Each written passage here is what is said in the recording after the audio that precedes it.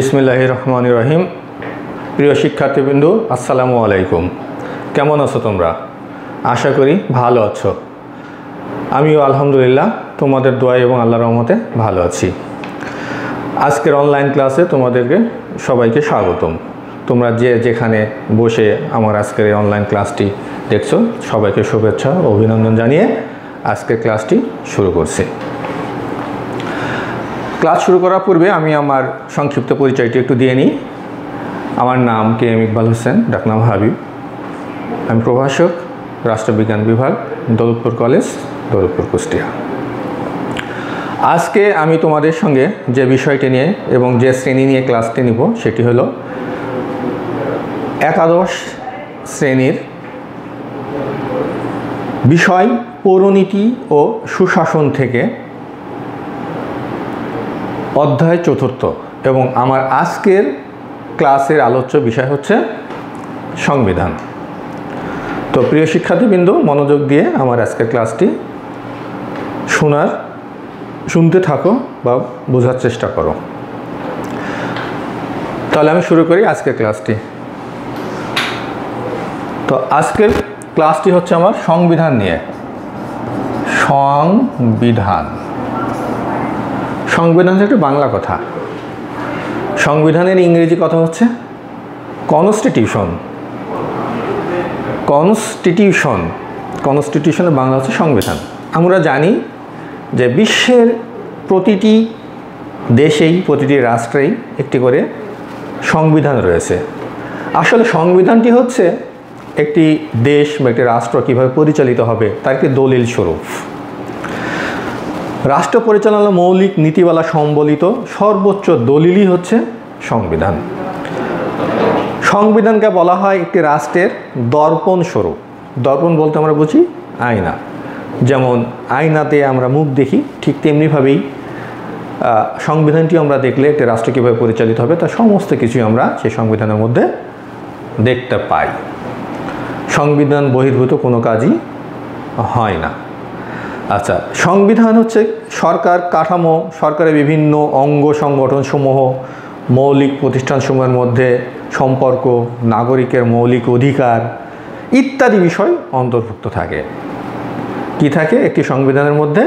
সরকারের কাঠামো, অর্থাৎ সরকার কিভাবে পরিচালিত হবে, কিভাবে গঠিত হবে, তারপরে সরকারের বিভিন্ন যে অঙ্গ সংগঠনগুলো রয়ে গেছে সেইগুলো, তারপরে মৌলিক প্রতিষ্ঠানসমূহের মধ্যে যে সম্পর্ক, নাগরিকদের মৌলিক অধিকার ইত্যাদি বিষয়গুলো অন্তর্ভুক্ত থাকে। আচ্ছা, আধুনিককালে প্রতিটি রাষ্ট্রে সংবিধান রয়েছে। বাংলাদেশেও তার বাইরে নয়, অর্থাৎ আমাদের বাংলাদেশেও একটি সংবিধান রয়েছে। বাংলাদেশে 1971 সালে সশস্ত্র মুক্তিযুদ্ধের মাধ্যমে স্বাধীনতা লাভের পর অত্যন্ত স্বল্প সময়ে, মাত্র 10 মাসের মধ্যেই 1972 সালের 16ই ডিসেম্বর একটি সংবিধান গড়ে ওঠে বা সংবিধান লাভ করে, যা পরবর্তীতে বিভিন্ন সময়ে এই সংবিধান পরিবর্ধন, পরিমার্জন ও সংশোধন করা হয়েছে। সেই 1972 সালের 16ই ডিসেম্বর থেকে আজ অবধি পর্যন্ত আমাদের এই দেশের, আমাদের বাংলাদেশ সংবিধানটি মোট 17 বার সংশোধিত হয়েছে। বিভিন্ন সময়ে বিভিন্নভাবে বিভিন্ন ধারা উপধারাগুলোর মধ্যে 17 বার সংশোধন করা হয়েছে। প্রিয় শিক্ষার্থীবৃন্দ, এবার আমরা জানব যে তাহলে এই সংবিধানের প্রকারভেদ, আসলে সংবিধান কয় ধরনের হয়ে থাকে। সংবিধান মূলত দুটো ধরন আছে, দুটো প্রকারভেদ আছে বা দুটো ভাগে ভাগ করা যায়। একটি হচ্ছে লিখিত সংবিধান, অন্যটি হচ্ছে অলিখিত সংবিধান। এবার আমরা জানব যে লিখিত সংবিধান কোন কোন দেশে রয়েছে এবং লিখিত সংবিধান কাকে বলে, এবং অলিখিত সংবিধান কোন দেশে রয়েছে এবং অলিখিত সংবিধানও কাকে বলে। প্রথমত বলি লিখিত সংবিধান। লিখিত সংবিধানটি এমন যে সংবিধানের সমস্ত ধারা, উপধারা, নিয়মকানুনগুলো সবগুলোই লিখিত আকারে লিপিবদ্ধ থাকে। অলিখিতভাবে কিছুই থাকে না, সব কিছুই লিখিত অবস্থা থাকে, লিখিত দলিল স্বরূপ সংরক্ষিত থাকে। এখানে যেটাই হবে, যাই কিছুই হোক, তার সব ধারা উপধারাগুলো লিখিত অবস্থায় থাকবে। যেমন আমাদের বাংলাদেশের সংবিধান, আমাদের বাংলাদেশের সংবিধান হচ্ছে লিখিত সংবিধান। পাশাপাশি আমাদের পার্শ্ববর্তী রাষ্ট্র ভারতের সংবিধানটি হচ্ছে লিখিত সংবিধান। আমরা জানি যে বিশ্বের সবচাইতে বৃহৎ লিখিত সংবিধান হচ্ছে ভারত, এবং বিশ্বের সবচাইতে লিখিত ছোট সংবিধানটি হচ্ছে ইউএসএ অর্থাৎ মার্কিন যুক্তরাষ্ট্রে। পাশাপাশি অলিখিত সংবিধানটি হচ্ছে এমন যে সংবিধানের মানে ঠিক লিখিতর বিপরীত ধারাটি হচ্ছে অলিখিত সংবিধান। এখানে তেমনভাবে লিখিত অবস্থায় থাকে না, হয়তো কোনো দেশের রাজা বা রানীর মৌখিক কথায় সে দেশের সংবিধান হয়ে থাকে। যেমন ব্রিটেনের সংবিধানটি হচ্ছে একটি অলিখিত সংবিধান। এই অলিখিত সংবিধানে রাজা রানী সবসময় সে দেশের জনগণের কল্যাণের জন্য কাজ করে থাকে, সেজন্য এখানে লেখার তেমনটি প্রয়োজন পড়ে না। লিখিত অলিখিত সংবিধানের পাশাপাশি আরও দুটি ধরন বলা যেতে পারে সংবিধানে, সেটা হচ্ছে সুপরিবর্তনীয় এবং দুষ্পরিবর্তনীয় সংবিধান। সুপরিবর্তনীয় সংবিধানটি হচ্ছে এমন যে খুব সহজেই সংবিধানটির ধারা উপধারাগুলোকে পরিবর্তন করা যেতে পারে, সেটিকে বলা হয় সুপরিবর্তনীয় সংবিধান। পাশাপাশি অন্যটি দুষ্পরিবর্তনীয় সংবিধানটা হচ্ছে যে খুব সহজেই এই সংবিধানটিকে পরিবর্তন করা যায় না।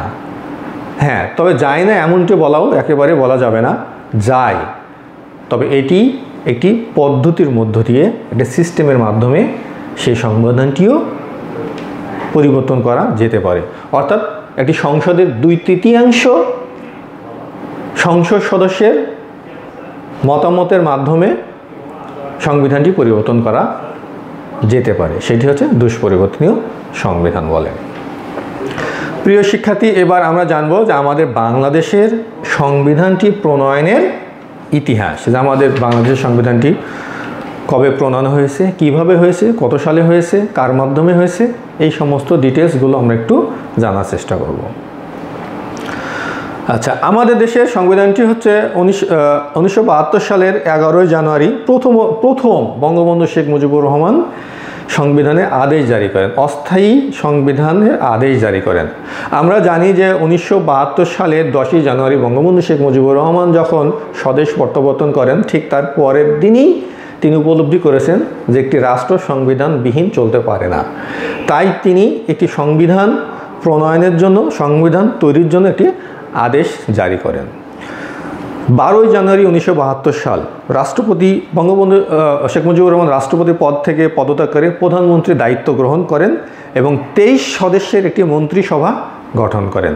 এই 23 সদস্যের মন্ত্রিসভা গঠন করেনই হচ্ছে এই সংবিধান কীভাবে প্রণয়ন করা যায় তাদের মতামত নেওয়ার জন্য আর কি। আচ্ছা, লাস্ট বলতে কি তার পরবর্তীতে 23শে মার্চ 1972 সাল সেখানে বিচারপতি আবু সাইদ চৌধুরীকে রাষ্ট্রপতি বানানো হয় এবং এই বিচারপতি আবু সাইদ চৌধুরী কর্তৃক গণপরিষদ আদেশ জারি করা হয়। 10 এপ্রিল 1972 গণপরিষদের প্রথম অধিবেশন ঘটে। আমাদের সদ্য স্বাধীনতাপ্রাপ্ত দেশের প্রথম গণপরিষদের প্রথম অধিবেশনটি বসে হচ্ছে 1972 সালে 10 এপ্রিল। ঠিক তার পরের দিন অর্থাৎ 11 এপ্রিল 1972 সালে ডক্টর কামাল হোসেনকে সভাপতি করে তার সঙ্গে আরও 33 জন অর্থাৎ মোট 34 জন সদস্য নিয়ে একটি সংবিধান প্রণয়ন কমিটি গঠন করেন এবং এই সংবিধান প্রণয়ন কমিটির সভাপতি হন হচ্ছে ডক্টর কামাল হোসেন। ডক্টর কামাল হোসেন প্রথমত 10 জুন 1972 সালে সংবিধানের একটি খসড়া প্রস্তুত করেন। পরবর্তীতে 1972 সালের 12 অক্টোবর গণপরিষদের দ্বিতীয় অধিবেশন বসে এবং সেই অধিবেশনে ডক্টর কামাল হোসেন এই সংবিধানের খসড়া বিল আকারে সংসদে বা গণপরিষদে উপস্থাপন করেন। পরবর্তীতে 4 নভেম্বর 1972 সাল, এই 4 নভেম্বর 1972 সালের গণপরিষদে এই খসড়া সংবিধানটি সর্বসম্মতিক্রমে গৃহীত হয় এবং চূড়ান্তভাবে 16 ডিসেম্বর 1972 সালে গণপ্রজাতন্ত্রের বাংলাদেশ সংবিধানে কার্যকরী হয়। অর্থাৎ আমরা আমাদের বাংলাদেশের বর্তমানের এই সংবিধানটি 1972 সালে 16ই ডিসেম্বর থেকে আমরা কার্যকারিতা পেয়ে আসছি, যেটা আজ অবধি পর্যন্ত রয়েছে। তো এটাই গেল মোটামুটি হচ্ছে আমাদের সংবিধান নিয়ে আলোচনা। এটা বাদেও আরও কিছু আলোচনা আমি করতে চাই, সেটি হচ্ছে যে সেটিও সংবিধান সংক্রান্তই। সেটা হলো দেখো যে এই সংবিধান প্রণয়নের যদি আমরা বলে থাকি মোট সদস্য কয়জন, তাহলে আমরা বলবো যে সংবিধান প্রণয়নের মোট সদস্য ছিল 34 জন। এর মধ্যে 34 জনের মধ্যে মজার ব্যাপার হচ্ছে একজন ছিল হচ্ছে মহিলা সদস্য, তা বাদ বাকি সবগুলোই হচ্ছে তোমার পুরুষ সদস্য। আরেকটি মজার ব্যাপার হচ্ছে যে এই 34 জন সদস্যের মধ্যেই 33 জনই ছিল সেই সময়কার আওয়ামী লীগ সমর্থিত ব্যক্তিবর্গ। মাত্র একজন ছিলেন তার ভিন্ন মতাবলম্বী, তিনি ছিলেন হচ্ছে ন্যাপ ভাসানী দলের একজন সদস্য এবং ওনার নাম ছিল হচ্ছে শ্রী সুরঞ্জিত সেনগুপ্ত। আচ্ছা, সংবিধানের এখানে আমাদের যে বর্তমান সংবিধানটি রয়েছে সেই সংবিধানের প্রস্তাবনা রয়েছে একটি, সংবিধানের ভাগ বা অধ্যায় রয়েছে 11টি, সংবিধানের অনুচ্ছেদ রয়েছে 153টি, সংবিধানের তফসিল রয়েছে 7টি, সংবিধানের রাষ্ট্র পরিচালনার যে মূল নীতি সেই সংবিধানে উল্লেখ রয়েছে 4টি মূলনীতি রয়েছে, এবং এই 16 ডিসেম্বর 72 সালে কার্যকরী হওয়ার পর্যন্ত আজ অবধি আমাদের সংবিধানটি মোট 17 বার সংশোধিত হয়েছে, 17 বার সংশোধন করা হয়েছে আর কি। তো এটাই ছিল মোটামুটি আমাদের সংবিধান সম্পর্কে আলোচনা এবং আজকের ক্লাসটি। তো আমি আশা করছি আমার প্রিয় শিক্ষার্থীবৃন্দ আজকের ক্লাসটি খুব ভালোভাবে শুনেছ এবং বুঝতে পেরেছ। তো এভাবেই হয়তোবা আরও ক্লাস আমি নেব পরবর্তীতে, আবার কোনো এক সময় কোনো এক দিনে তোমাদের সঙ্গে আবারও দেখা হবে। সে পর্যন্ত তোমরা ভালো থাকো, সুস্থ থাকো, সে কামনা করে আজকের ক্লাসটি শেষ করছি। আল্লাহ হাফেজ।